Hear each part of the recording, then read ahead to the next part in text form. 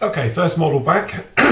First of all, thanks a massive amount to all of you for all your well wishes and everything during my problems I've had recently. Hopefully now that's all behind us now, we can move on and get on with some great modelling.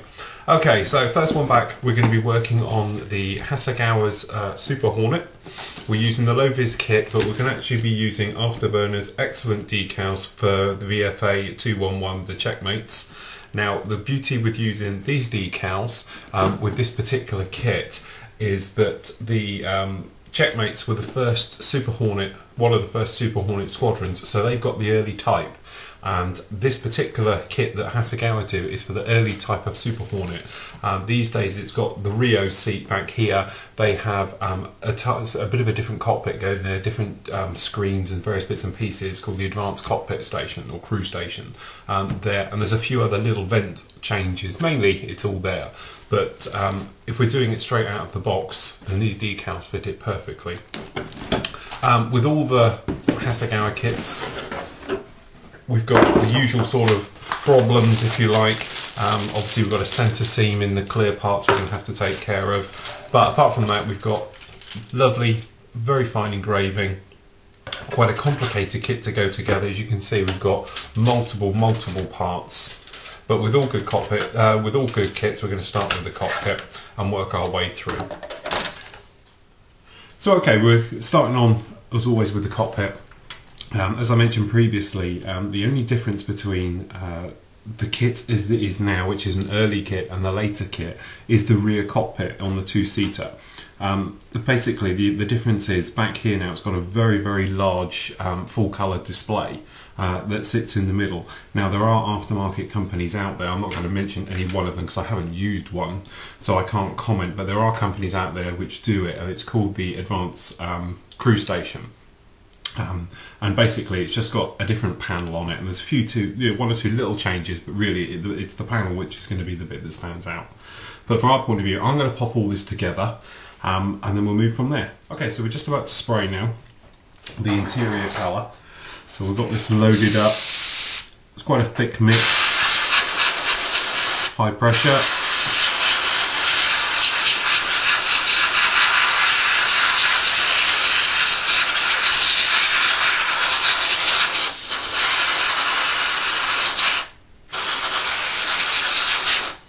There we go, all in like that. We just do these instrument panels.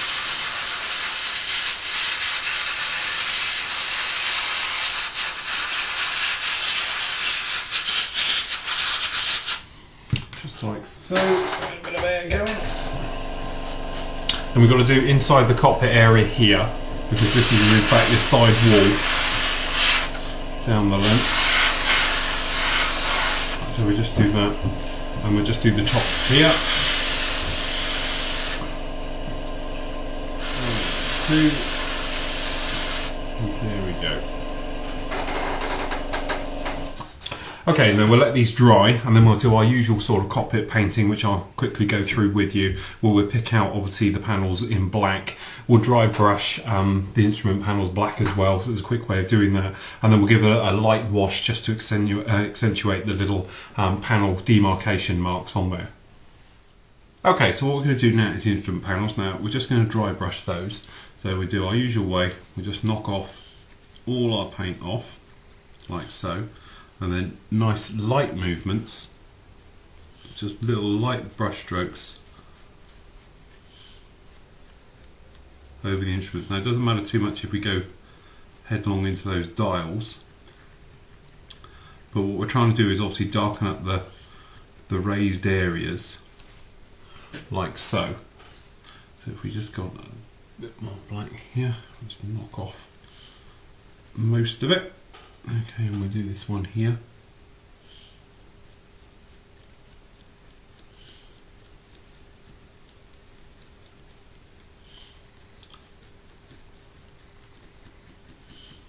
Backwards and forwards. Work into those areas now, just build up. And as I say, it doesn't matter if we get in the centres, but what we're trying to do is do the panels on the outside. So if we just move that one away, then what we can do is just pick out these, obviously these raised areas like here that have got to be black, and in there, just like so. And then what we can do is we'll actually go around with a little bit of light just to lighten up any other areas on there that are needed. But obviously you could go round with your brush and continue to, you know, basically darken it up if you like. Obviously the more you do, the darker it will go. Sort of like that, as you can see. And we'll do the same to the other ones. We've done there a little bit anyway. So if we just do add a little bit more, and so we're just trying to darken up some of those areas.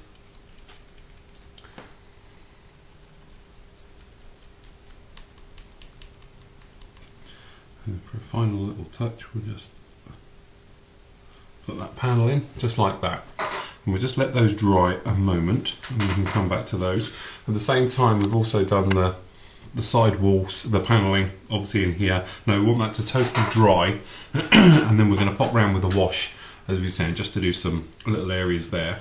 And at the same time, obviously, we've got the control column can all be painted, and we've got the seats to do here as well. So okay, next is going to be actually the cockpit. Now we're going to give it a wash of the light wash, the Pro Modelers light wash, and then that way it will bring up the sort of demarcation lines on the instrument panel. So we take some, it's quite bubbly. All we're going to do is brush it in everywhere. Now it does two things, this. Not only does it do the demarcation lines quite nicely, but also it gives a slight dusty look to the cockpit, as sort of most modern aircraft tend to have. Now it's a bit trickier around this part. So what we'll do, we're just going to go in there like that. Now if you wanted to as well, you could do it on the main instrument panel, but for the moment I'm just going to do it on these. Now it might need, because they're very, very fine lines, it might need a couple of coats. The best thing to do is, you see this is very bubbly, where I've shaken up the bottle, it's gone extremely sort of bubbly. If you use those bubbles, it'll work into those grooves, if you like, on the actual display in the cockpit panels themselves very nicely. So there we go, that's that done. It's just a quick little bit there. So we'll just let that all dry off. In the meantime, as everything's drying, because we've got quite a lot drying at the moment, what we do is place that to one side.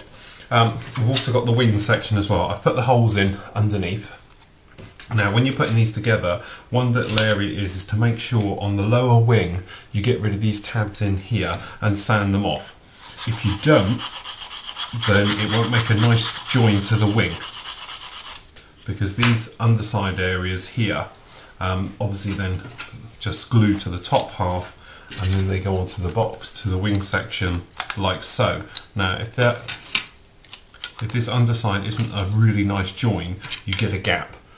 So that's one thing there. So all I've done is actually just drilled them out, used the file as well, just to open them up a bit more. So just pop round it everywhere with it and make sure you've got all the little tabs off.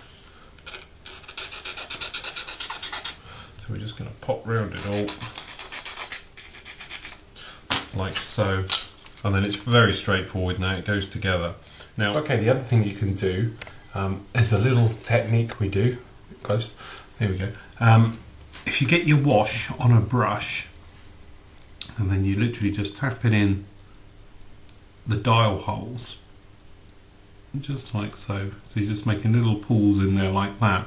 It will help lighten it up. Now you could leave it just to sink down, or the same thing, if you give it a rub with your finger, not a cotton bud, but literally just rub it over your finger when it's dry. Obviously it will take off the dial where you can see it, and it leaves you the white background, and it's just a really quick, simple way of doing dials and things like that. So I've done it on that one as well, as you can see.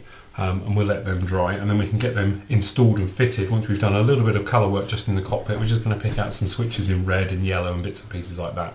Alrighty, so we've got the cockpit in and we've got it on the base, and there's this little tab in there that holds up the back. Now it's quite a tricky join, it's a 3-point join. If you remember when we did the Harrier, you obviously got the same type of the way it goes together. Now it's one of those things where time and dry fitting are going to make all the difference to the join, and certainly speed up a few things. Now the thing is, what you actually have, this frontal area here doesn't exactly sit in perfectly well. There's a small little gap. But if you take your time and you do some dry fitting, and certainly make sure the tabs are sanded down flat, and certainly on this one as well, then you can actually get in there and make quite a nice seam. Now we're going to do this the way I usually do the others as well, where we're going to have drop of super glue, and then if I show you here, all I do, I get a bit of masking tape, just like so, and if we pop it here, pop it down, and I'll put a little puddle of the old super glue on there, and then just take a old cocktail stick, and then what we're going to do, we're just going to grab a bit on the cocktail stick and we're going to put it on this little seam line just in here and up a little bit just around the front. Now this is the slower setting super glue, it's the one that takes about 10 seconds. Okay, so we're going to put that in and then we're going to line up just like so, and then we're going to hold in place. Now what we've done is that first little bit, if you like, so we're just going to hold that in there now and wait for it to go off. Now you could use your quick super glue. The reason I use the slower one is that literally if you suddenly get it wrong and you need to move it, we can quickly pull it apart, or you can actually slide it in position. Now the only thing you have to make sure you are happy with exactly how it fits at this point. Now the thing you need to do is just take your time and work it along this seam. The reason I'm doing it this way is that there's lots of rivets and there's a panel line that runs down that line. Excuse me. And so consequently what you have to do is, if you were to do it the other way and use glue, you might lose those rivet lines and you have to rescribe and fill and take care of it. If you do it in little stages like this, as you work down, and then you can literally just work your way along, make a nice line, and hopefully with a little bit of rubbing you won't need any going around with the filler and rescribing and things like that, so we can do it quite quickly. Now what I've done is just wetted a cotton bud, just licked it and just run it round to get rid of any glue that's still on the top.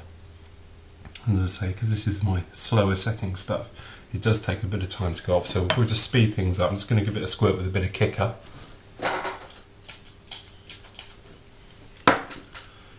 Just to get things going. The other thing you'll find with the kicker is, obviously as we said before, the kicker makes the super glue far more fluid, and it sort of starts doing a capillary bit and working down the seams and drying and going hard.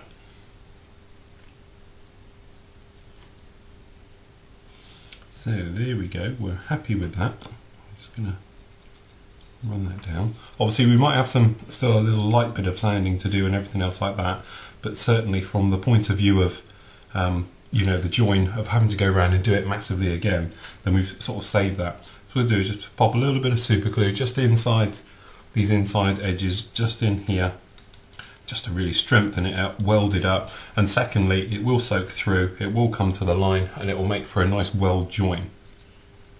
So what we're going to do is let that one go completely hard for about 10 minutes just to make sure it's totally cured. Even with a kicker, I still like to leave it a little bit of time, and then what we'll do is we'll work our way along and then we can get the other side on.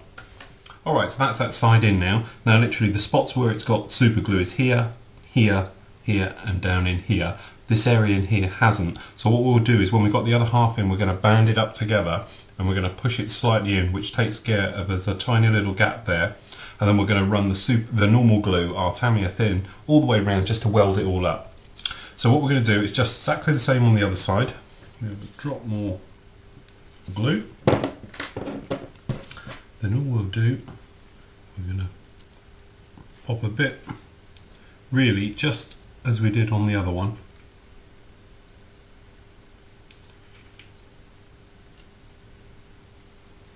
Just down along those little tabs, if you like, that you've got sticking up. And on this side we can just a couple of spots all the way down. Now as I say, we don't want to do everywhere because literally we're going to use the other glue to fill it up. So that's on, and then all we're going to do I'm going to start at the front.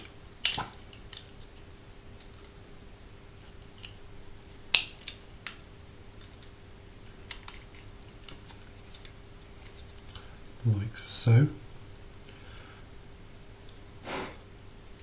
So we're going to do quick squirt with the kicker, wipe off, push down,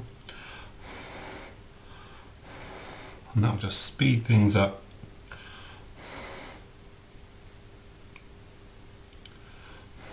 On that join, and we just hold that front part. So that's that bit held in. We'll just give it another squirt with the kicker to make sure we're all in there tight.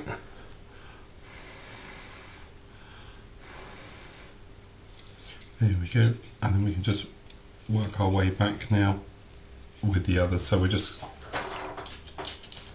squirt with the kicker down the length there.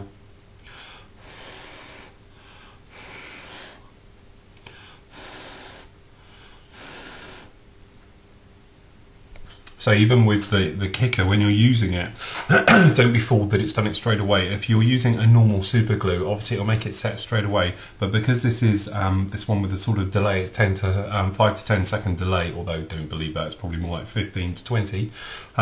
Even with the kicker, it's still going to take about 10 seconds to really go off. So just give it a moment. And there we go. So we say we've still got this little bit just in here to take care of.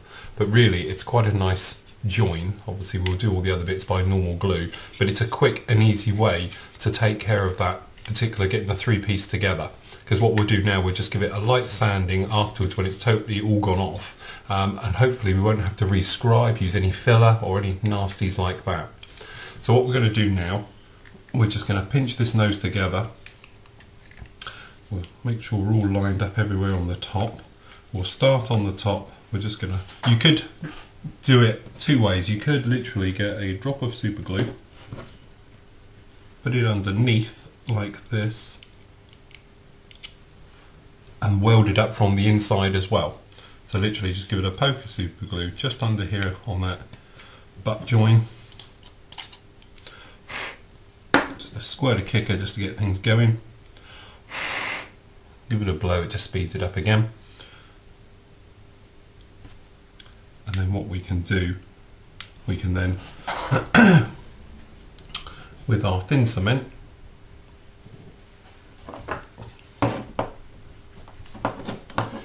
get the lid off.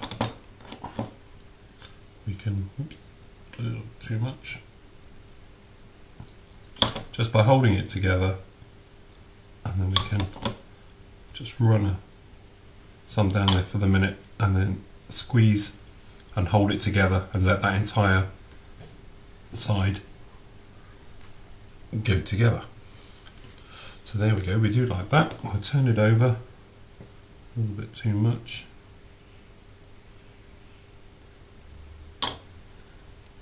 Just like so.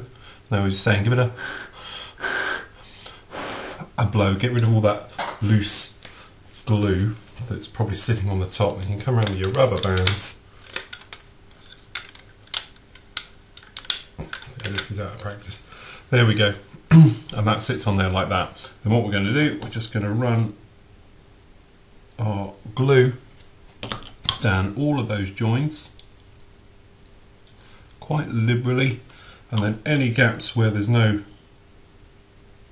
super glue, this will take care of all those parts just like that.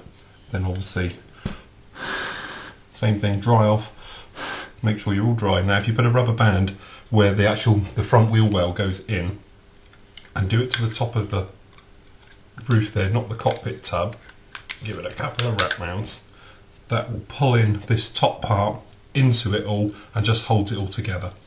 So the same, we're just going to pop some down the inside.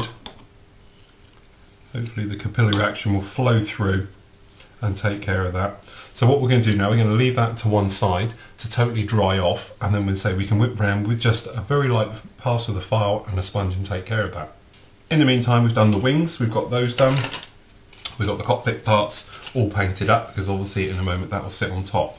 Now, when you're putting these up, dry fitting is really essential. If it looks good there, then you're fine and you're going to be okay with it. But if you've got this type of situation occurring, perhaps as a gap, it's going to be a problem, because as soon as we start to get filler in here, we're going to be losing detail, and obviously we want it to be a nice smooth joint. So what I actually do, if you get both your wings and you can pop them in. Now if you put pressure down in the middle here, it will just give you an idea of how it's going to look. So if you've got a gap somewhere down in here or on here, you know, you need to really have a look and see what it is. Perhaps you've over sanded just down in here, something like that, just little things that sometimes can occur.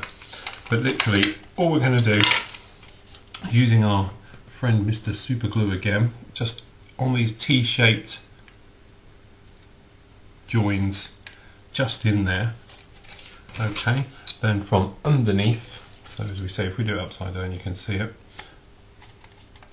we can get them in, and obviously they're going to stick there and hold in place, and there's no glue actually on that joint, because what we want to do is physically weld that up afterwards.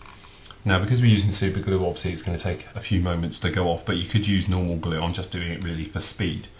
But don't actually put anything on that joint for the moment. Just let the super glue do the work. So we just need that one to go off, and we'll do the same for the other side. So there we go, we've got the wings on, and then we can butt up these joins just here. Then if you keep a little bit of weight, just pushing down enough to make that to be a nice even flush finish, then we just come along with our glue. We'll just run our brush up that join, and we'll just hold it and let the weld action just weld that nicely in, and because we're the same height we shouldn't have any troubles with that at all. Now what you could do, you could place a weight on the top here or something else, but you'll find that if you're using the extra thin like this, you find it won't take long at all anyway. So we just hold that. Okay, so there we go, they're on and drying now. I've managed to release the weight, if you like, off of them. They're slightly off, but the weld is holding. So now we're just going to leave that flat now to totally dry off. Now in the meantime, we've got obviously the air intakes. Now there are various companies out there who are making seamless intakes, and basically when we say that, they're usually resin tubes which are one cast in one piece, which are very nice because you just cut the end off and you don't get a seam line running down through the middle. Now they are quite nasty, the way these actually go together with that seam line running down there. So what we're going to be doing is dipping this like we do the other one. So literally we pour the white paint in there, just swill it around, tip it out a couple of times with that, and then perhaps a gloss one in as a last one, and away we go. In the meantime, as those bits are drying, what we're going to do, we're going to continue with all the bits we've got to do. Now this is the part which actually holds the tails, horizontal tails, in place, and they go into these rubber grommets. So all you do, cut them off their little sprue they're on, the little rubber sprue, and you poke these down in the hole into each groove, and then what happens is they plug into the side. So then all we do, we'll pop the top part on, which holds it all together, then we'll just drop a bit of glue, quite a liberal amount, just down each side, which should all flow through, and weld all that together like so. Now you can see it just about here out of shot, but I've put things together as I'm letting that dry. Now to run through what I've done, because obviously there's lots of parts you can do as other bits are drying. So here we have got the hard points, or the pylons. Now we just cut them off. So obviously you've actually got 6 of these to do. You've got 4 of the larger, and then you've got a couple of the smaller ones, but they all go together the same. Now at this very leading edge just here, I'll just bring you in a sec. There we go, just in here there's a little raised area where if you don't sand it off, just get your file, do it flat, and at the back, if you don't sand them off, it tends to leave a little nasty gap on the front. And then all we do, we go like that. I haven't sanded off the actual sprue joins yet, I'll do that afterwards. But literally just hold together and then we'll drop, and we'll drop some glue and let the capillary action do its stuff all the way down like that. That's it, same with the underside.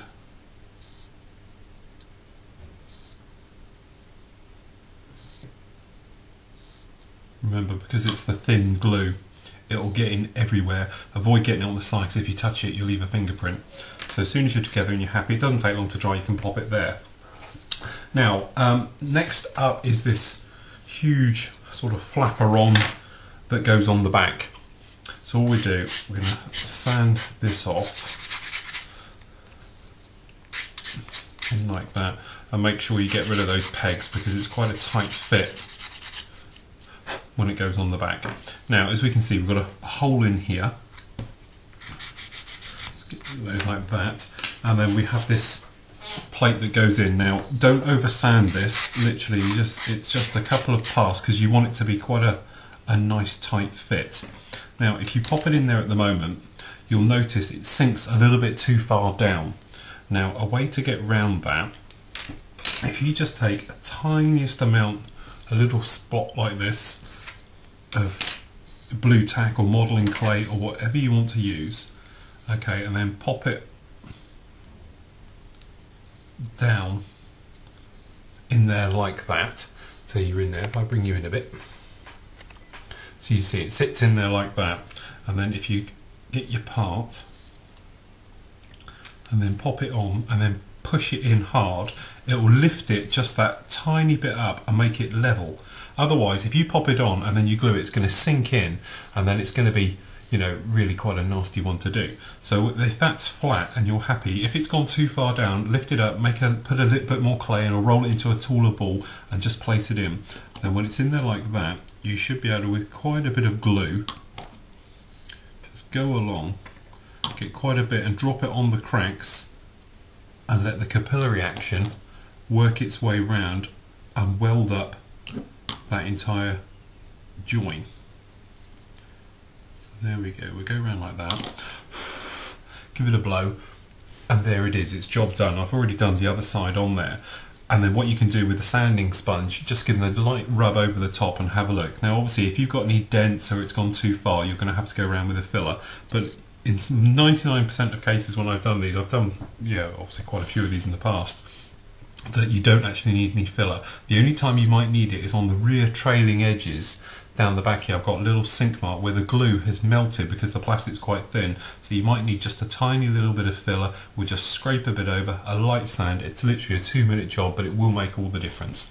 But that's a quick way, instead of having to really pile that full of filler. I've seen other people where they've literally filled that entire hole up and then, you know, obviously sanding and waiting for it to dry, where if you just pop a little bit of modelling clay behind just to lift it up slightly, push it on flat, and then you don't really have to do any.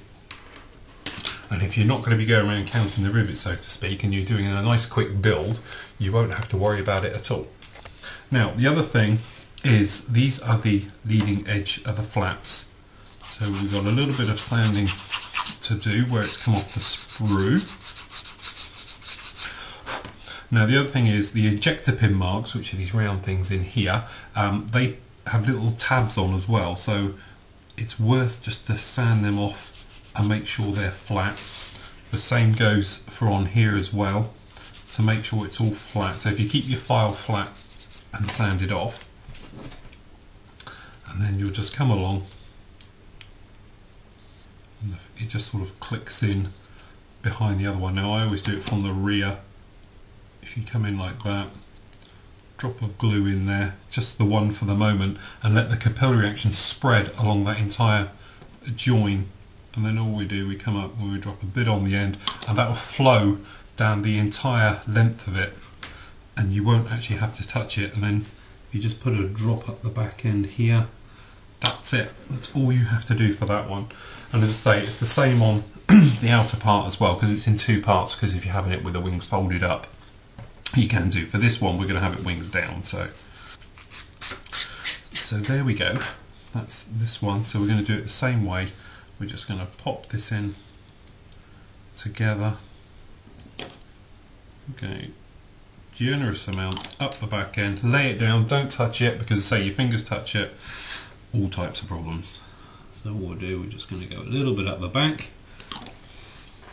Okay, make sure it's all okay, and then use just a pair of scissors or your tweezers just to nudge this outer one down, because sometimes one stays up, one fits better than the other, various problems. But that's that done, that's it. So that's all your lots of little components. The burner cans at the back, I've put the outer part on. I haven't actually put the fan blades that you can see, the actual rear end of the engine on there yet, because what I'm going to do is when we paint the insides here, we're going to do those white. We'll do those as well, and a way of making it look like the ceramic plates have been cooked. So we're going to do that. So what we're going to do, we're just going to let everything completely dry off now. Let this all go hard, and then we can go about fitting the front part of the fuselage to the actual main cockpit section, the main fuselage there. So that will just go in together, and then we can get these painted up and sorted out and checked over and have a good look around at it and see how we go from there.